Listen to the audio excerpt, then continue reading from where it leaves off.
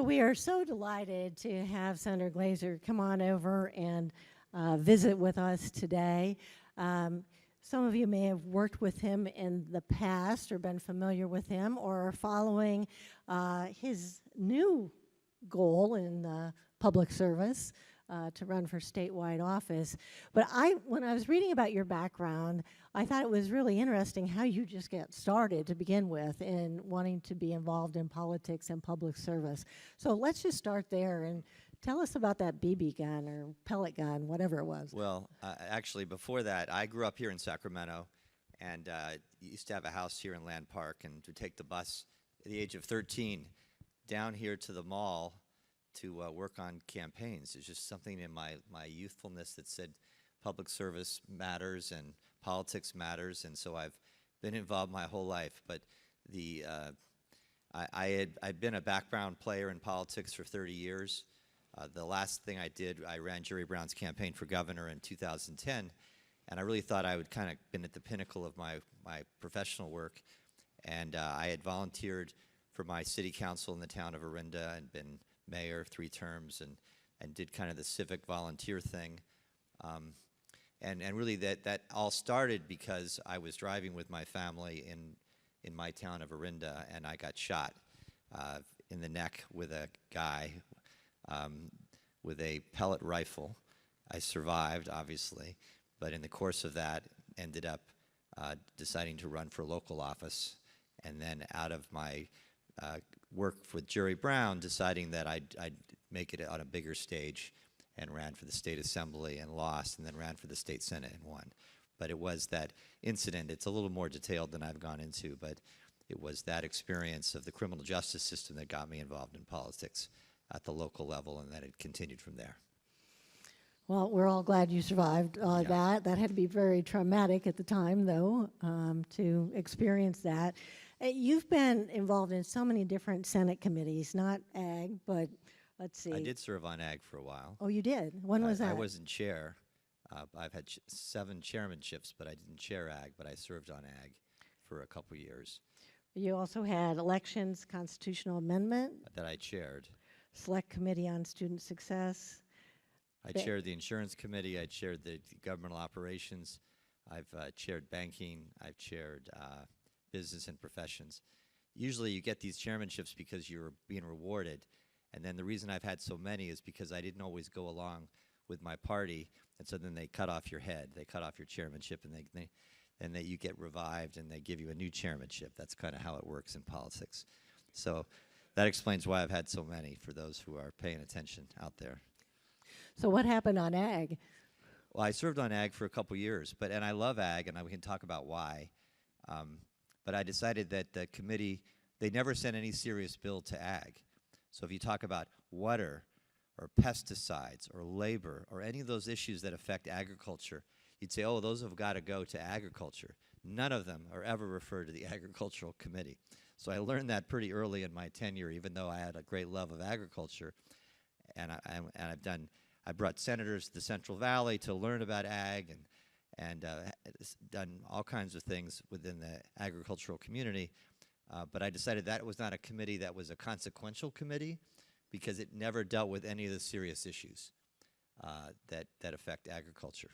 So that's why I only served on it for a year or 2 and decided it wasn't as productive as other places.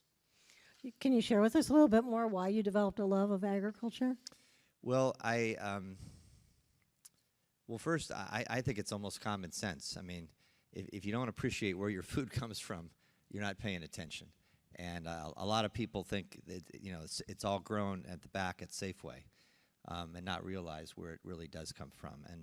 And that kind of appreciation for me, I mean, I'm an urban legislator from the East Bay of San Francisco, and it would, it really started with Jerry Brown, that when I was helping Governor Brown the second go-round, that I was one of the folks that created relationships with the agricultural community and got to know folks in that space, and then it kind of continued on from there. And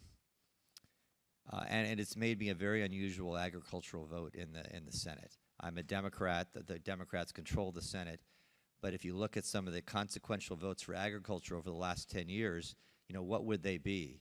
You would say Farm worker overtime. Only Democrat outside the Central Valley voted no on farm worker overtime. Card check. I was the only Democrat who voted no on card check.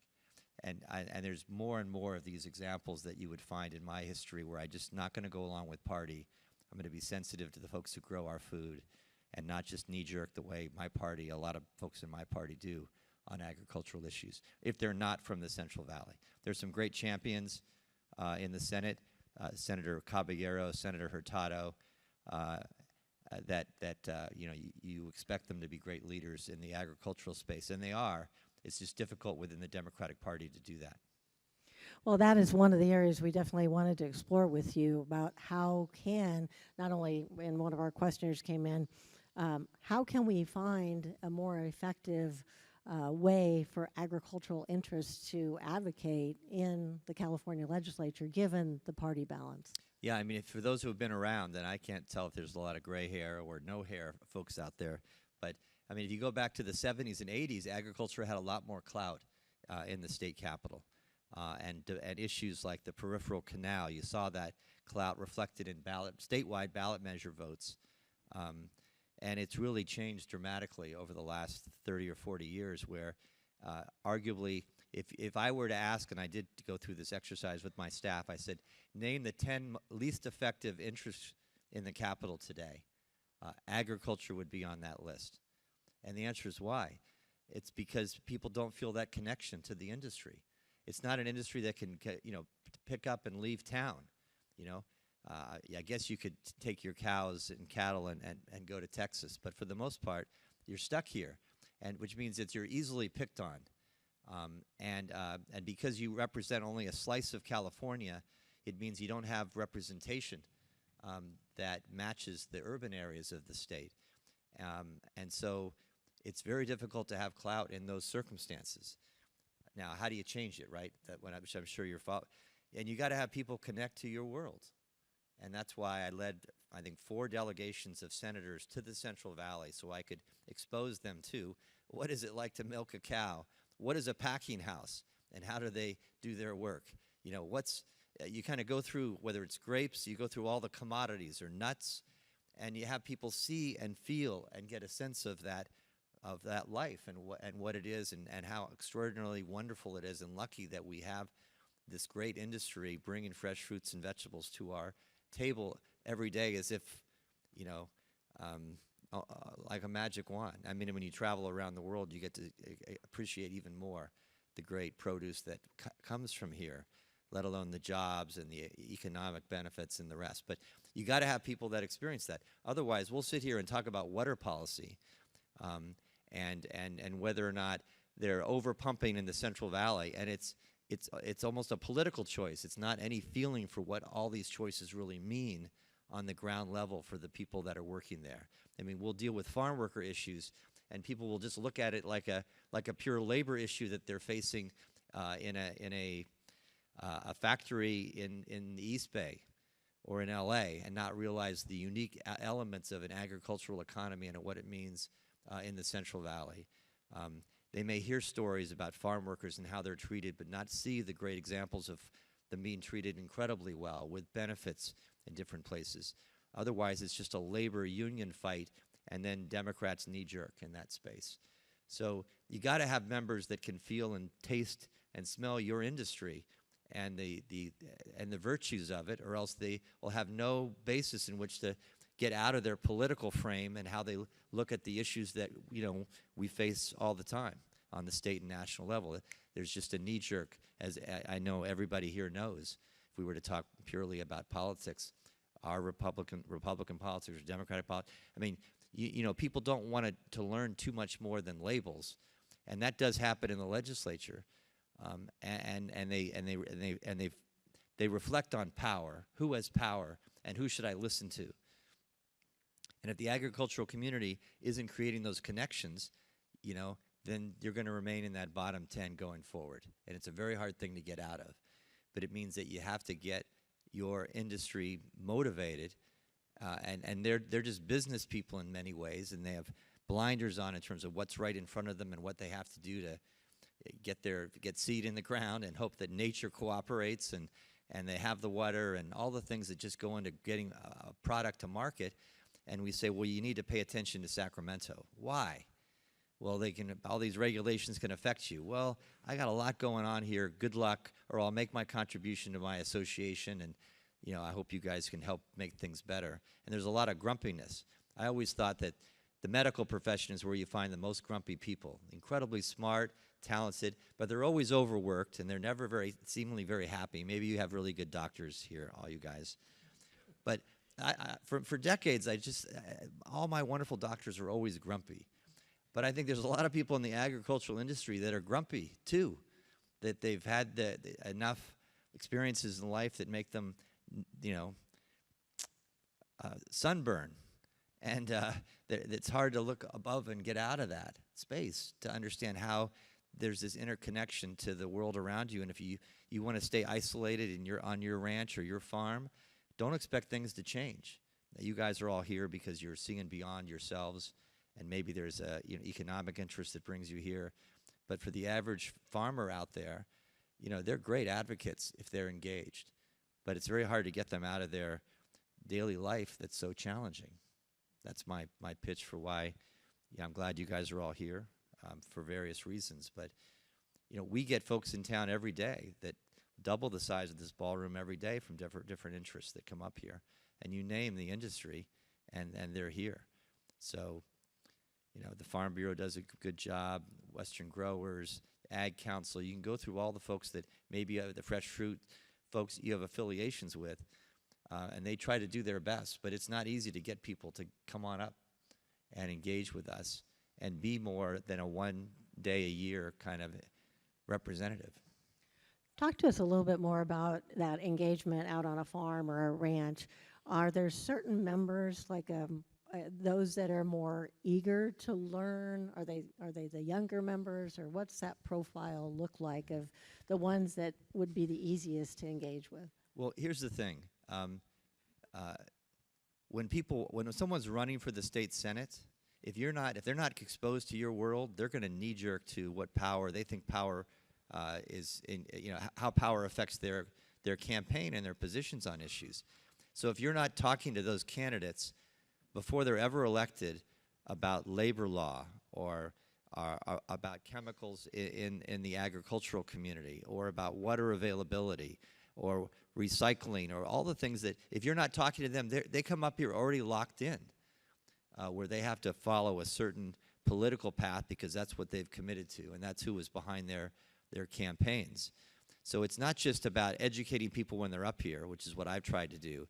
It's also about trying to bring people before they're even elected to get exposure to life on the farm and to understand the virtues of what happens there and why it's a responsible industry that you should be partners with if you get elected. So it really does start out early. And the problem is that it's not just the candidates for the city council in Fresno or Visalia or Stockton, or you got to go in the urban areas and bring those people that are candidates to your communities as soon as you can, so they don't come up to Sacramento and are already locked in to a political path that it's very hard to get them out of. So one of the things that you've worked on is that you've been on record not taking money for trips and special interests. But it seems obvious that does play a role for a lot of other folks. Talk to us just a little bit about how you see that, the campaign contributions, as someone's running to office, as a gateway to perhaps doing some of that education. Good idea Right. or not? Well, first, I don't take gifts, or if I do trips, I reimburse. So I do them to be exposed to things that are happening in our state and our world. I just pay them for the cost. So I don't take it as a gift. That's just how I've handled it. Most members don't handle it that way. But let me give you an example. 2 weeks ago, I went on a forestry tour with colleagues from the Senate and the Assembly up to the forested lands in the north. It was actually the second time I've done a trip. So I spent a day and a half touring various elements of the forestry industry and the lumber industry. Got to meet with the professionals on the ground who are doing that work and hear about the issues. And that was a day and a half that I committed to it. I didn't really need to. I'd have great alliances and relationships with that community. But I got to interact with my colleagues who went on that trip, to talk with them and to share the experiences together. Those are really good things to do. They can come from getting people to be a part of tours to your agricultural communities and the diversity there, and so they can hear about those issues. So those are good things to do that aren't a campaign contribution directly. But look, all the folks that are running for office are trying to get out their message out, and contributions are a part of that. And so that's a part of what makes various interest groups more powerful than others, is that they engage not just in trying to expose them to their issues, but make contributions to their campaigns. And that's something that the agricultural community does get involved in. But I would say, if you were to rank it on the scale of 10 being super involved, like say the unions, and 1 no involvement, I would say the ag community is probably around 3. You'd say the business community is around 6.5, 7. So they do pretty well as a coalition. But the thing is that everybody pays attention. All that's public and disclosed. So everybody can see where everybody ranks up, and they can make their judgments accordingly, whether it's about trying to get close to power or principle. Deciding where you are on policy is getting closer to principle. But if it's about how I want to be more powerful and relate to powerful interests, that's the more political side. And so every candidate is trying to decide, where are they going to be, principle or politics. And then sometimes they don't change too much during their service. So I'll preface this question by explaining a little bit what happened earlier today. We had a panel discussion about food as medicine. And we actually had a doctor, and he wasn't grumpy. He was pretty nice. And a farmer, and folks who are advocates, and a chef from UC Davis who was trying to make sure that there is a farm-to-fork connection in the hospital, so that they're bringing healthy food into the medical facility that is also tasty, and kind of a novel idea to have good-tasting hospital food, right? And school food, too. Right. So I'm just curious about any thoughts you might have on how engaged or powerful the medical community is, and whether that could be a more natural ally for the farm community. Well, I would say, the doctors in particular, they do a very good job of networking and identifying doctors in every district that are engaged and informed and communicate on policy issues. See, that's the problem for agriculture, is that you don't have a farm in everyone's district. And I do have farms in Brentwood and Oakley, and I've got a lot of vineyards in Livermore. I'm kind of the exception for an urban member who actually has some, but it's not the dominant part of my district. But in every district you have dentists, and you have insurance agents, and you have doctors, and you have architects, and you have businessmen, small and large, in manufacturing, and you have active union or labor issues. But that's the challenge for agriculture, is you don't have that. So is the CMA, California Medical Association, a good model? No, I don't think it's a good model. It helps you on a policy issue if you're trying to make a link, as you just described in your question, that food is medicine. Then that's a great alliance, because part of what agriculture needs to do, any interest that is not that strong, how do you make yourself stronger? You build alliances. So if you can, on issues that cross over, like if it's about food as medicine and you're trying to get healthier fruits and vegetables in schools, well, that helps you advance a policy change that would create a higher mandate for fresh fruits and vegetables as a health solution in the school community. And that's more of a public space where the legislature can have more power than in a private space like a private hospital. But it's all about, you've described some elements that would make you stronger, and that could go across the board to other interest groups that you can partner with. But it's a good strategy, and I'm happy to see that you're kind of debating it and seeing how you can fit in doing that. Yeah, we were fortunate to have a lot of different people who are very focused on that space, and then we're going to have a couple others who are, after you, speak about farm to fork in general movement in Sacramento especially. just to recap a little bit, in your career, you mentioned some of the votes that you took that bucked your party, card check, also rodenticide ban. I mean, you have done this several different times. But just looking more holistically as your time in the Senate, what would you say were kind of one or two of your like favorite highlights? Yeah, well, thank you for the question. I think if you were to look at I'm in my 10th year in the Senate, and I got elected. All the interest groups all opposed me. And in my special election to the Senate, $12 million was spent. $6 million against me, $6 million were in favor of me. And I did it in a very rebellious way. I didn't fill out any questionnaires from any interest groups. I didn't get my party's endorsement, and the list would go on. And part of me deciding to run for this seat was because I wanted to plant a flag in the Democratic Party that said you don't have to just go along with power and interest groups. And so when I look back on my career, and there are a lot of folks that will look back with the opposite feeling about it, is that I planted a flag in the Senate that said you just didn't have to go along with power.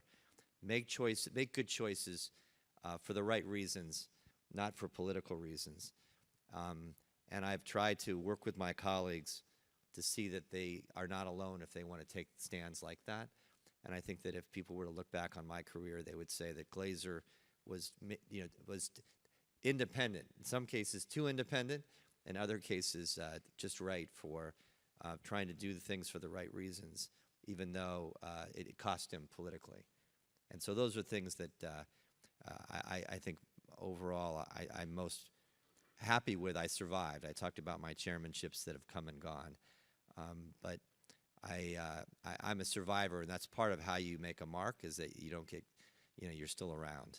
Term limits means I can't run again, but I'm continuing to look for ways to have an impact by getting people to focus less on partisanship and more on problem solving. And I'm doing it from the majority party, which is a lot harder to do than from the minority party because you pay a price for it. So that's probably a good segue to a question that came in from our audience here about, is pragmatism dead in politics? Well, here's the problem. A lot of politicians, they're pretty smart. They get it. They know the right thing to do, and the challenge becomes ambition. That if you're trying to always please people and go up the ladder, and if you look in politics, how people kind of, move up, it gets in the way of being pragmatic, because pragmatic usually means you lose. Okay, because then you get people angry with you that are supposed to be your biggest supporters, and you don't get your party endorsement. So, but there are a number of us in the Senate and in the Assembly that do view pragmatism as our calling, and problem solving as our calling, and we try to make a difference in a lot of these policy areas that we've touched just very briefly, whether it's water or labor or all these other issues that touch your world. And hopefully the reward for it, unfortunately, needs to be just that you can go back home and sleep well and feel like you did the right thing. But unfortunately, here's the problem, guys. How do people decide how they're going to vote? And I've been in this political world for more than 45 years now. The number one driver for how you vote is party. And why is that? It's because most voters are lazy, and they don't want to do the work to understand who is that person, and why are they deserving. And that party is just a cheat sheet. It's a shorthand for saying, oh, I voted and I did my thing, and go back to your world. And so when you say, I don't like the quality of the politicians, well, it's on you, because you haven't committed the time and the energy to try to figure it out.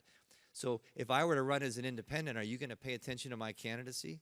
And unfortunately, no, because that's not how you've been bred and how you think about the political world, or the time you're willing to commit to it.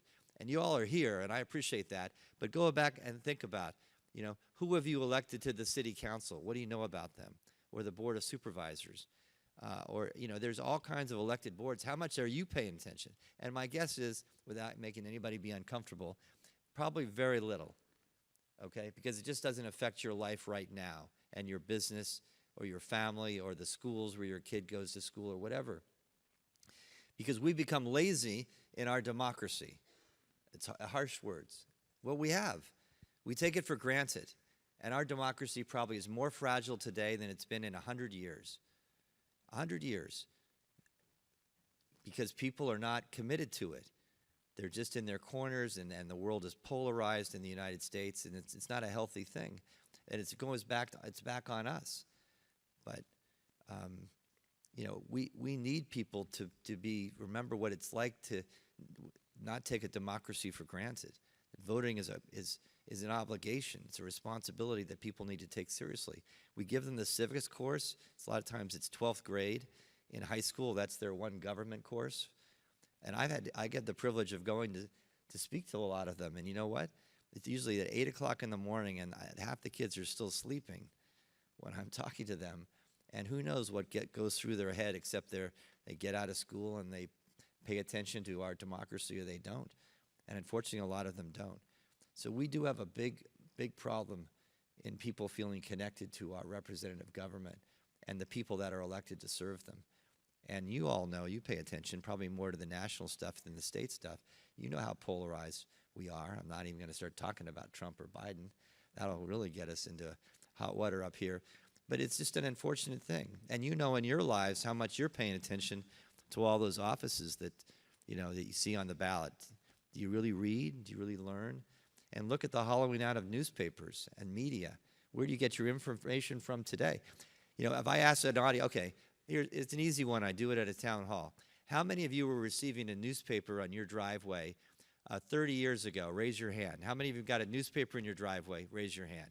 Okay. How many of you are getting it today? Keep your hands up. Okay. There you go. So you're getting your information from platforms that aren't even creating original news product. They're just collecting it and creating links for you. And so the whole hollowing out of the news media is contributing to the information you get about what's happening in your world. And it's 68% of journalists have lost their job in the last 20 years in California. It's incredible hollowing out.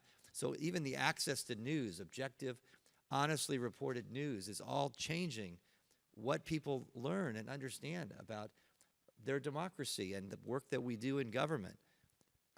And people aren't even it's like, what are you talking about? But this is the decline. That's all these things contribute to this decline of engagement and knowledge and honest information to make good choices in your life, whether it's about your business or your democracy. So I couldn't agree with you more about your comments on journalism and the state of journalism, but I would be remiss if I didn't point out that as a founder of a media company that's family owned, I am hiring a new journalist here in California next month.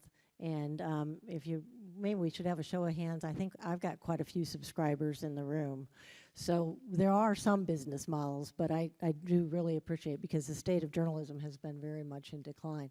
Before I let you go, I'd like to have you comment a little bit more on a campaign announcement as you proceed to statewide office in your quest for treasurer. You said on your campaign announcement, there are too many sacred cows in government where politicians fear to tread. I can hear that in some of your other comments. It's time to cut the bull, cut the fat, and get the most for every tax dollar. I think you'd probably have a lot of supporters on those kinds of comments. Well, that's why I'm not that's why I'm hated as a Democrat. Because Democrats, they think, can't, make good choices on spending. Every good idea deserves a law, and every good, notion deserves, another tax dollar to be spent. And part of what makes my lane in the Democratic Party is a fiscally responsible lane that says it's not just about doing things that are nice, but how do you make sure that the program is actually being run correctly? And there's accountability to the work that's done to show that it's producing the results that you had hoped it would do. And so I've run for the controller. I have a committee for state treasurer because I do think that if you can drive a lot of good policy with fiscal responsibility, and so it's a place that if I leave the Senate this year that I could potentially contribute to as a Democrat, progressive Democrat. But I tell my Democratic friends, if every dollar can help a person, that tax dollar, then you should be damn sure it's being spent right. And that's like a different language to some of my colleagues, unfortunately. But it is a foundational driver for me as a Democrat is to make sure that we do the resources we get from you and all of you, that the the job producers, the industry, that that we use it right and we use it smartly, and that and we have accountability for it. So that is a place, that's a lane that I have been in. These state offices may provide an opportunity for me to continue to advocate in that space, and that's why I have that committee to explore that step up in my future. Well, I'm guessing if you want some folks from the ag community to explore with you, you'd have some takers here in the room. Just the last question before I let you go, and that is just on a more tactical perspective. If someone wants to engage with a politician, an assembly member or a senator, do they just call up the office? What do you recommend? If they don't have that relationship already, which you recommended they should have, so does cold calling still work? Yeah, no, it's not very excuse me, it's not very difficult. Ask for a meeting. Ask to meet your assembly person, and then just instead of just you, go get some friends from the industry to join with you. If it's not through an established organization, go in and invite them out to the farm or the packing house or the dairy, and have them experience and understand your world. But again, I think the problem for the agricultural community is that your geographic space is really narrow, it's limited, that you just can't win by getting your local person to like what you are doing and who you are. That the industry has got to get out of that. You have to do that well, but you got to go out into the urban areas. One of the most informative factoids that I got from my trip to the citrus farms of the Central Valley was this factoid. There are more citrus trees in the backyard in Orange County than there are in the entire Central Valley of California.